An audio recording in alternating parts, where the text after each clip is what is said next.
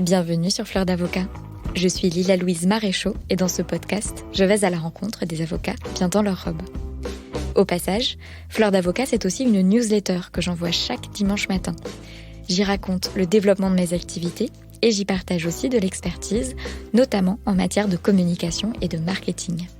Vous pouvez vous abonner depuis le site fleurdavocat.fr. Place à l'interview, je vous souhaite une bonne écoute.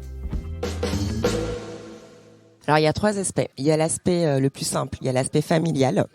C'est-à-dire que là, il y a une proximité avec la famille que moi, en tout cas, j'ai retrouvée et qui est assez réconfortante dans l'absolu.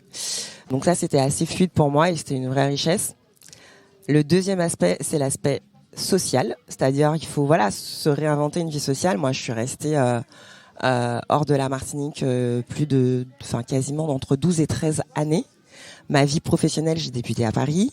Donc vous revenez, moi j'ai quitté la Martinique, j'étais encore étudiante. Ouais. Donc vous revenez et il faut vous réapproprier en fait votre vie sociale. Voilà, des amis d'enfance que je vais revoir. Mais pareil, il y a vraiment une réadaptation qui est absolument nécessaire. C'est-à-dire que des choses que vous connaissez sans connaître. Quand vous revenez 10 ans plus tard et vous avez quitté avec des repères d'enfants et que vous revenez avec des repères d'adultes, il faut véritablement faire un effort. En ce qui me concerne en tout cas, il y a aucune évidence là-dessus.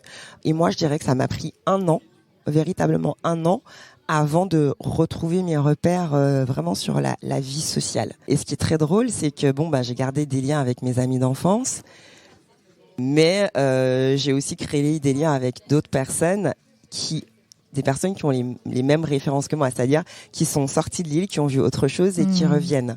Et du coup, cette expérience commune là de partir, l'expatriation, ça crée aussi d'autres liens. Donc j'ai mis un an véritablement à retrouver un tissu social. Cet aspect-là, mais véritablement il y a. Et puis pareil, vous revenez de Paris, je veux dire, à un moment donné, vous êtes dans un rythme, il y a des choses, il y a une vie culturelle, et il y a des choses que il faut absolument pas être dans la comparaison, parce que c'est clair, il y a des avantages et des inconvénients partout. Les avantages, c'est les 28 degrés permanents dont vous m'avez parlé tout à l'heure, alors qu'il fait 6 degrés à Paris. mais tellement. Et en fait, il y en a sûrement d'autres, mais je connais pas assez bien ce. C'est juste la rageuse en moi là qui rebondit. Non mais tellement, et même quand je suis venue vivre ici, le froid avait quelque chose de presque exotique pour moi. C'était genre trop cool, je vais mettre des collants, des manteaux et je vais mettre des bottes, genre trop cool. 10 ans après, c'est quoi ce froid? J'ai vraiment besoin de soleil. Mais le fait du coup de revenir et de profiter pareil du climat, ça joue sur la qualité de vie, clairement, voilà, et puis la vie culturelle aussi, elle est différente. Chez nous, la vie culturelle est assez rythmée. Il y a beaucoup d'événements qui rythment l'année, en fait. Il y a des belles périodes d'un point de vue culturel et aussi en termes festifs. Vraiment, je vous recommande de venir. Il y a vraiment de beaux moments. C'est assez riche, mais il faut pas être dans la comparaison parce que c'est une vie qui est complètement différente, de la vie parisienne. Donc là-dessus, je m'y retrouve. Et puis le troisième aspect, c'est l'aspect professionnel. Donc comme je vous ai dit, j'avais une inquiétude sur mon expertise parce que le profil d'entreprise est différent, mais finalement non, en tout cas pas dans le cabinet dans lequel j'ai travaillé. Donc là-dessus, je m'y retrouve. Par contre, je vous parlais des relations humaines, de l'importance dans la pratique professionnelle, et en faisant du droit du travail, qui est une matière qui est quand même très politique. On parle du travail. Vous arrivez en Martinique dans un contexte économique qui est plus tendu. Le travail, c'est un sujet véritablement. Vous avez un contexte aussi historique. Dans les faits, ça reste une ancienne colonie. Vous avez vraiment des aspects comme ça qui tiennent véritablement au contexte. Et je fais du droit social, donc c'est une matière qui est au cœur très imprégnée du contexte. Et du coup, dans ma pratique professionnelle, c'est un sujet. C'est un sujet. Pour vous donner un exemple, on a un syndicalisme en Martinique qui est très militant, qui peut être aussi dur dans les rapports employeur-salarié, qui a du sens au vu du contexte économique, social, historique. Ça a vraiment du sens et ça y a. Enfin, quand on connaît un peu l'histoire, on comprend la dureté de ce. Enfin, dur dans le sens où on est vraiment sur un syndicalisme de conviction, véritablement, au-delà du travail qui s'inscrit sur des choses, des postures assez nettes et assez claires. Et quand vous faites du droit du travail côté employeur, vous devez intégrer ces problématiques-là dans votre pratique. C'est hyper important. Et dans le cabinet dans lequel j'ai été, avant d'être seule, je dois dire que j'ai véritablement intégré cette dimension. Ce qui est assez surprenant parce que je pars du principe que je suis une Martiniquaise de Martinique, j'ai grandi là-bas. Donc ce sont des problématiques, je pensais qu'elles me parleraient assez simplement, mais il y a un véritable sujet dans la pratique professionnelle. Et pour revenir à ce que je disais, quand l'ancien associé l'associé pour lequel je travaillais me posait des questions sur le contexte, qui est la personne concernée par la problématique, d'où elle vient, depuis combien de temps elle est là, etc. Ça change le regard sur la façon d'appréhender la problématique. Par exemple, pour peu que vous ayez un management intermédiaire qui soit de France hexagonale, qui arrive en Martinique avec des préjugés. Parachuté là Exactement. Par la beauté de son master, de son école de commerce. Exactement, et qui n'a aucune conscience du contexte économique et qui arrive malheureusement avec des préjugés sur ce que sont les Antilles et que vous vous retrouvez à gérer une problématique qui paraît être purement juridique. Vous creusez un peu et en fait c'est avant tout une problématique d'intégrer la dimension humaine de la situation en fait. C'est-à-dire quand je sais pas moi on vous interroge parce que je sais pas moi pour peut-être un problème, je dis n'importe quoi, de manque de respect et que ceci et que cela. Mais en fait pourquoi est-ce qu'on en est là?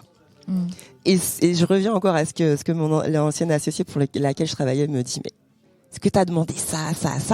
Et on comprend qu'on en est là parce qu'en fait, il y a un gros raté en termes de com, en fait. Tout simplement. Et c'est hyper important là-dessus. Donc, sur l'aspect professionnel, du coup, dans mon retour au pays, j'ai presque réappris et réintégré ces problématiques-là. Et pareil, c'est une richesse aussi dans l'expertise parce que je vais faire une petite digression si vous me le permettez. Toutes les digressions sont bienvenues dans Fleur d'Avocat. Alors, très récemment, nous avons eu le plaisir au barreau de Martinique de constater qu'un cabinet parisien avait pour projet de s'installer en Martinique en disant nous avons une connaissance du tissu économique, de ce que c'est, etc. Jusque là, pourquoi pas, sceptique parce que vraiment, voilà. Et puis, compte tenu de l'offre juridique relativement pauvre en la matière en Martinique, Merci. Voilà, nous sommes là pour vous. Et en fait, on a été extrêmement surpris d'un tel positionnement, et ça pose deux problématiques. C'est le colon sachant, quoi. Clairement. Je me demande quel cabinet se permettrait d'avoir le même discours en province. C'est-à-dire, ok, vous êtes de Paris, vous allez en province et vous arrivez et vous proposez... Quel cabinet se permettrait d'avoir une telle posture, si ce n'est aux Antilles? Et ça pose une question, en fait. La question, elle se pose à double titre. C'est-à-dire que il y a cette problématique du contexte économique, local, historique. Le travail aujourd'hui c'est compliqué, il y a la vie chère, c'est 40% plus cher à la vie en Martinique. Quand vous parliez du contexte, j'allais rajouter effectivement le pouvoir d'achat, la question du pouvoir d'achat. Bien sûr, l'inflation que vous connaissez en France hexagonale, nous on la vit, c'est pas de l'inflation, c'est notre quotidien, c'est-à-dire que peut-être que je dis une bêtise, mais l'augmentation des prix que vous connaissez actuellement, en fait, nous on l'a à la base. Donc là-dessus vous rajoutez l'inflation à venir, pareil, les gilets jaunes, nous on a connu ça en 2009 en fait. C'est-à-dire que le contexte n'est pas simple. Et j'ai presque l'impression en vous entendant que il y a eu après vous étiez jeune quand vous êtes parti de Martinique, mais il y a presque eu une conscientisation de ce que c'est que d'être martiniquaise et de ce territoire en l'abordant avec un prisme professionnel.